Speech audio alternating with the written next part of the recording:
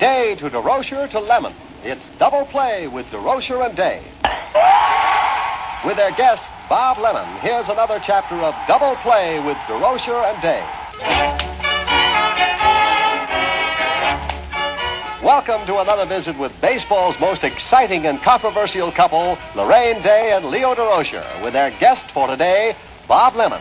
Right now, Laraine is about to broach a very delicate subject. Now, Leo, why are pitchers, as a rule, such bad hitters?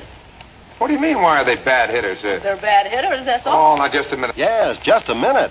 Leo's right, Laraine. Fans, Leo and Laraine are definitely not talking about their guest for today, the famous pitcher and hitter, Bob Lemon. However, we'll take that question up again later in the show. But first, let's take up another question. And now back to Double Play with Leo Durocher and Laraine Day and their guest for today, Bob Lemon. Leo and I would like you to meet the very famous pitcher in the American League, Mr. Bob Lemon of the Cleveland Indians. Hiya, Bob. Hi, Laraine. How are you Nice today? to have you here. You know, you're not the only pitcher on the show. I'm a pitcher. Well, I understand that. Yes, I pitched in Puerto Rico. You did? Yes, I did. I was very good. I was the first pitcher before I was relieved. You were relieved, all right. I remember that very well, Bob. We played an exhibition game over there. And what an exhibition she put on before the game.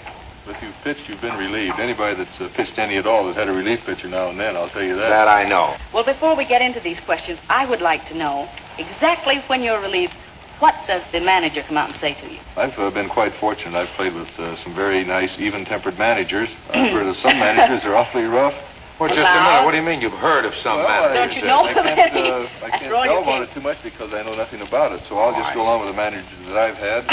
And they've been very nice and said, well, it doesn't look like you have it today. Do they say, excuse me, first? No, sometimes they use a little profane language. What about when you were playing in St. Louis, I think, and Freddie Fitzsimmons, you went out to take him out in a tough game. I think it meant the pennant, didn't it? Well, it was 1941, and we were fighting for the pennant, Bob, if you recall. We did win the National League pennant that year.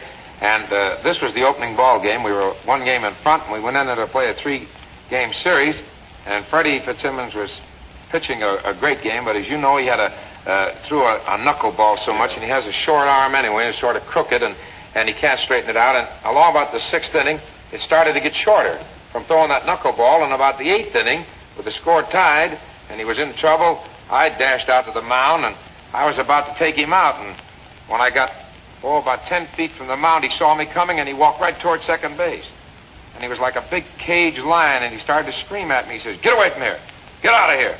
I said, "Come here, I want to talk to you, Fred." He says, "You're not going to take me out. You're not going to remove me from this game. I'm going to stay here, and I'm going to pitch, and I'm going to win it."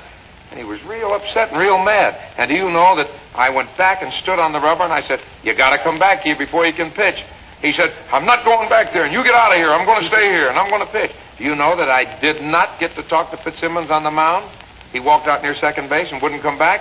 And so the umpire said, "Come on, Leo, let's go." And so I had made up my mind by then, well, I'll let him win or lose it. Well, he finally did win it 4-3 in 11 innings.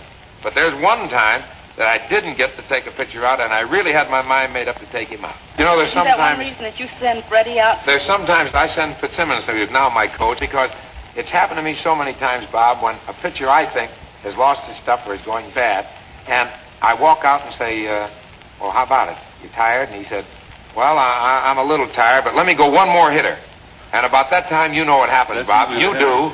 And that's the hitter that hits one and knocks all. You got to have a ticket to get it. He gets you out of that jam right He gets quick. you out. He empties the bases, and the game is over. Well, good. I think we should get to this letter from Gene McKinney, who wants to know, now, Leo, why are pitchers, as a rule, such bad hitters? What do you mean, why are they bad hitters? They're bad hitters, that's all. Oh, now, just a minute. I got some pretty good hitters on my staff. Come on, spell it. Name him. Well, now, wait a minute. Spell it. Kozlow's a good hitter. Yes, but he doesn't pitch enough to come up to hit. Oh, he comes up enough. I mean, he's a pretty good hitter, and as a rule, you'll find there's some pretty good hitters in baseball pitching. Leo, I've been sitting in the stands watching. They can't hit their weight. Oh, wait a minute. Now, I'm supposed to be a pretty good hitter.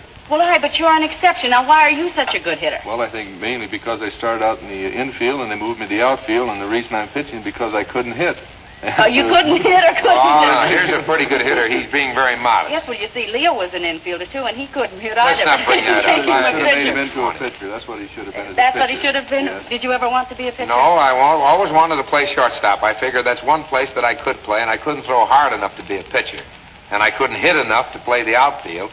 So I had to take some other position that I thought defensively may keep me in baseball, and that's the reason I picked on shortstop. All right, well, now... That's the way with myself. I finally found one. I settled all around till I come to pitching and found out that I had pretty good luck, and my hitting picked up. Not only that, he's a real good pitcher. When you mentioned pitcher. that he's one of the great pitchers of the American League, he's one of the great pitchers of baseball. This fellow can really pitch. All right, but now to get back to these pitchers, isn't there something that can be done to make them better hitters? Yes, but when the pitchers are hitting, who's going to pitch to them? Well, on our club we have Jack Lorkey or Shen. They pitch to our for batting practice. Well, that still isn't the same thing, though. A pitcher is just something different. They put more on the ball, and a fellow that plays infield or outfield, well, he kind of protects his arm because that's his livelihood. I agree with Bob there, and I haven't given that an awful lot of thought, and I'm going to recommend to Mr. Stoneham he give me 3 pitchers, young kids that are not on my regular staff, that can pitch batting practice to my pitchers so that they can get to be better bunters and possibly better hitters. And after all, it's always been my theory that maybe a good sacrifice, Bob, by a pitcher may win him 2 or 3 extra games a year, and that may mean the pennant. It'll improve his record and may mean the winning him or losing of a pennant for you. So I think that's very important. I'm going to recommend that. Okay. Time out now for this message. And now back to Double Play with Durocher and Day. All right, let's find out for Mr. Diarcos, what should he do to go about becoming a pitcher? If you're going to be a pitcher, you should have a good fastball and good control, and just work on one pitch that you can get over any time you want. Make it your best pitch and work on the control of it. Control is the main thing. What is your best pitch? Well, I have a slider and a sinker that I try to work on, but my control isn't too good. I walk quite a few minutes. All right, well, what is the difference when you're holding a ball? You can make a fastball drop or a slider. Or a How would sinker. you hold it with your hands? Or a sinker? Well, I grip everything between the seams, and the way I've tried to describe it before is a fastball is thrown this way, the slider is thrown this way, and a curveball is thrown overhanded more. And what's the sinker? Well, the sinker is off the fastball. It's just natural, I think. Bob has a natural sinker. It When just Bob sinks. throws the ball, it just sinks. Now, I know that in the first playoff game that we played Brooklyn, Jim Hearn pitched a marvelous ball game, Bob. He beat Brooklyn 3-1, and he just threw sinker after sinker, and the ball was sinking, I'd say, 6 to 8 inches. Every time he'd throw a fast one, it would just dip.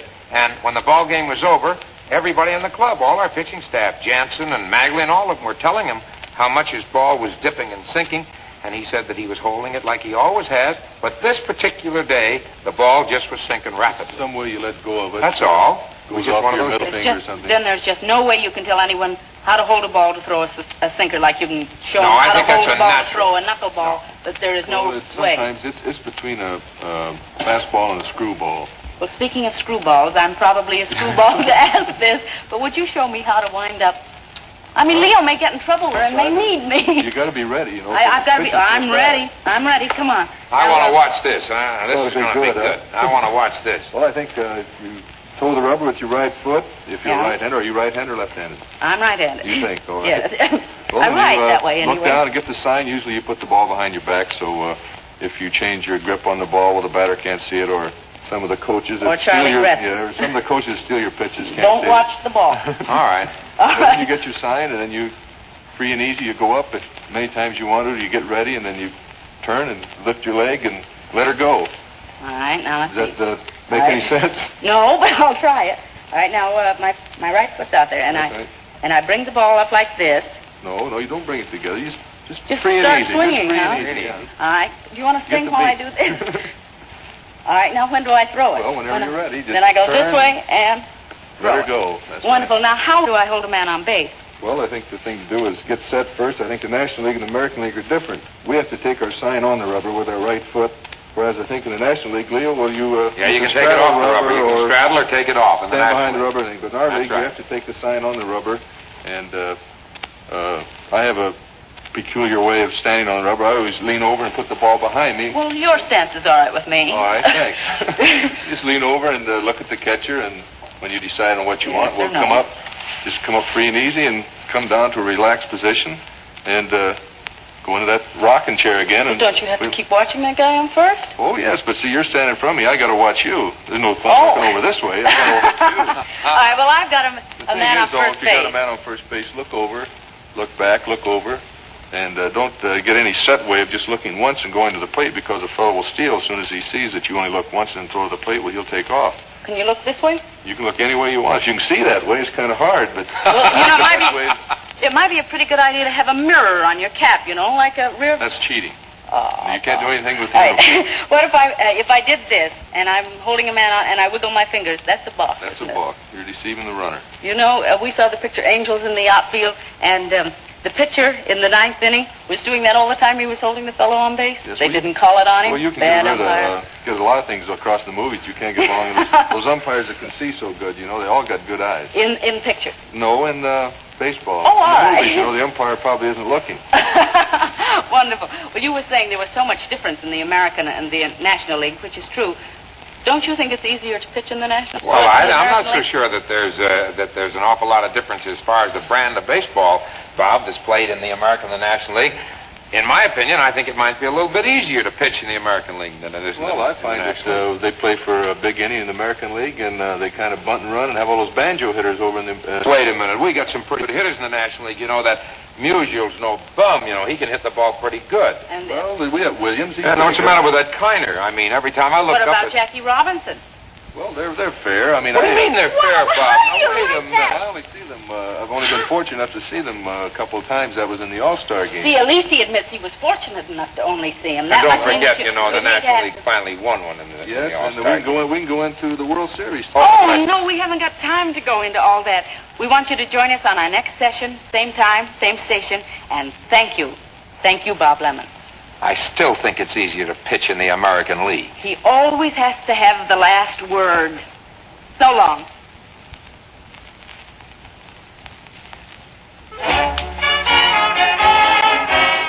You've been listening to another chapter of Double Play with baseball's most exciting couple, Laraine Day and Leo Durocher. Today, Laraine and Leo had as their guest Bob Lemon. Join us when again it's time for Double Play with Leo Durocher and Laraine Day, plus another big-time guest star. Double Play is produced by Marty Martin, directed by Ted Neeland, and is a Marthead production.